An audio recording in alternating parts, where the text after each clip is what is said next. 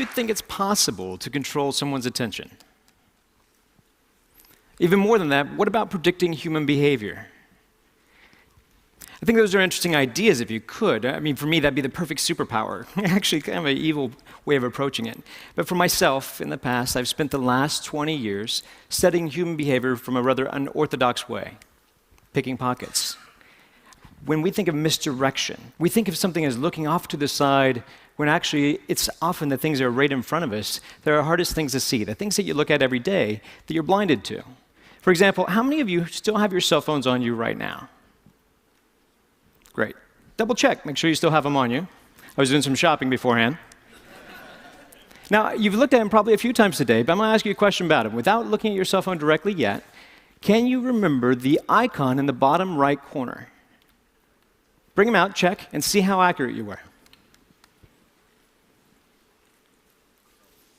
How'd you do? Show of hands, did we get it? Now that you're done looking at those, close them down, because every phone has something in common. No matter how you organize the icons, you still have a clock on the front. So without looking at your phone, what time was it? You just looked at your clock, right? It's an interesting idea. Now I'll ask you to take that a step further with a game of trust. Close your eyes. I realize I'm asking you to do that while you just heard there's a pickpocket in the room, but close your eyes. Now, you've been watching me for about 30 seconds. With your eyes closed, what am I wearing? Make your best guess. What color is my shirt? What color is my tie? Now open your eyes. By show of hands, were you right? It's interesting, isn't it? Some of us are a little bit more perceptive than others. It seems that way. But I have a different theory about that model of attention. They have fancy models of attention, Posner's trendy model of attention. For me, I like to think of it very simple, like a surveillance system. It's kind of like you have all these fancy sensories, and inside your brain is a little security guard. For me, I like to call him Frank. So Frank is sitting at a desk. He's got all sorts of cool information in front of him, high-tech equipment. He's got cameras. He's got a little phone that he can pick up, listen to the ears, all these senses, all these perceptions. But attention is what steers your perceptions, is what controls your reality. It's the gateway to the mind. If you don't attend to something, you can't be aware of it. But ironically, you can attend to something without being aware of it. That's why there's the cocktail effect. When you're in a party, you're having conversations with someone, and yet you can recognize your name and you didn't even realize you were listening to that. Now, for my job, I have to play with techniques to exploit this, to play with your attention as a limited resource. So if I could control how you spend your attention, if I could maybe steal your attention through a distraction. Now, instead of doing it like misdirection and throwing off to the side, instead what I choose to focus on is Frank. To be able to play with the Frank inside your head, your little security guard, and get you, instead of focusing on your external senses, just to go internal for a second. So if I ask you to access a memory, like, what is that? What just happened? Do you have a wallet? Do you have an American Express in your wallet? And when I do that, your Frank turns around. He accesses the file. He has to rewind the tape. And what's interesting is he can't rewind the tape at the same time that he's trying to process new data. Now, I mean, this sounds like a good theory, but I could talk for a long time and tell you lots of things, and they may be true, a portion of them. But I think it's better if I try to show that to you here live. So if I come down, I'm going to do a little bit of shopping. Just hold still where you are. Hello, how are you? It's lovely to see you. You did a wonderful job on stage. You have a lovely watch that doesn't come off very well. Do you have your ring as well? Good, just taking inventory. You're like a buffet. It's hard to tell where to start. There's so many great things. Hi, how are you? Good to see you. Hi, sir, could you stand up for me, please? Just right where you are. You're married. You follow the directions well. That's nice to meet you, sir. You don't have a whole lot inside your pockets. Anything down by the pocket over here? Hopefully so. Have a seat. There you go. You're doing well. Hi, sir. How are you? Good to see you, sir. You have a ring, a watch. Do you have a wallet on you? Well, we'll find one for you. Come on up this way, Joe. Give Joe a round of applause. Come on up, Joe. Let's play a game.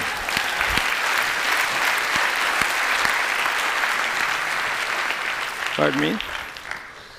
Don't think that I need this clicker anymore. You can have that. Thank you very much. Appreciate that. Come on up to the stage, Joe. Let's play a little game. Now, do you have anything in your front pockets? Money. All right, let's try that. Can you stand right over this way for me? Turn around and let's see. If I give you something that belongs to me, this is just something, a half poker chip. Hold out your hand for me. Watch it kind of close. Now, this is a task for you to focus on. Now, you have your money in your front pocket here? Yep. Good. I'm not going to actually put my hand in your pocket. I'm not ready for that kind of commitment. One time a guy had a hole in his pocket, and that was rather traumatizing. I was looking for his wallet, and he gave me his phone number. It was a big miscommunication. So let's do this simply. Squeeze your hand. Squeeze it tight. Do you feel the poker chip in your hand? I do. Would you be surprised if I could take it out of your hand? Say yes? Very. Good. Open your hand. Thank you very much. I'll cheat if you give me a chance. Make it harder for me. Just use your hand. Grab my wrist, but squeeze. Squeeze firm. Did you see it go? No. No, it's not here. Open your hand. See, while we're focused on the hand, it's sitting on your shoulder right now. Go ahead and take it off. Now, let's try that again. Hold your hand out flat. Open it up all the way. Put your hand up a little bit higher, but watch it close there, Joe. See, if I did it slowly, it'd be back on your shoulder. Joe, we're going to keep doing this till you catch it. You're going to get it eventually. I have faith in you. Squeeze firm. Squeeze. You're human. You're not slow. It's back on your shoulder. You were focused on your hand. That's why you were distracted. While you were watching this, I couldn't quite get your watch off. It was difficult. Yet you had something inside your front pocket. Do you remember what it was? Money? Check your pocket. See if it's still there. Is it still there? Oh, that's where it was. Go ahead and put it away. We're just shopping. This trick's more about the timing, really. I'm going to try to push it inside your hand. Put your other hand on top for me, would you? It's amazingly obvious now, isn't it? It looks a lot like the watch I was wearing, doesn't it? That's pretty good. That's pretty good. Oh, thanks. But it's only a start. Let's try it again a little bit differently. Hold your hands together. Put your other hand on top. Now, if you're watching this little token, this obviously has become a little target. It's like a red herring. If we watch this kind of close, it looks like it goes away. It's not back on your shoulder. It falls out of the air, lands right back in the hand. Did you see it go? It's funny. You got a little guy, he's union. He works up there all day. If I did it slowly, if it goes straight away, it lands down by your pocket. I believe, is it in this pocket, sir? No, don't reach in your pocket. That's a different show. Sorry, that's rather strange. They have shots for that. And can I show them what that is? That's rather bizarre. Is this yours, sir?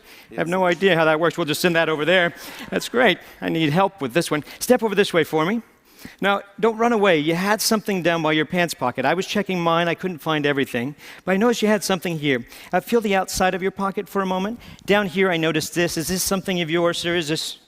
I had no idea. That's a shrimp. Yeah, saving it for later. You've entertained all these people in a wonderful way, better than you know. So we'd love to give you this lovely watch as a gift. Hopefully it matches his taste. But also we have a couple of other things, a little bit of cash. And then we have a few other things. These all belong to you, along with a big round of applause from all your friends. Joe, thank you very much.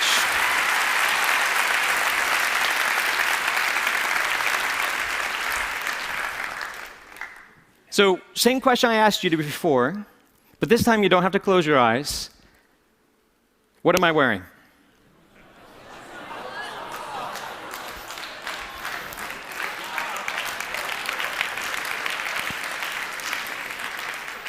Attention is a powerful thing. Like I said, it shapes your reality. So I guess I'd like to pose that question to you. If you could control somebody's attention, what would you do with it? Thank you.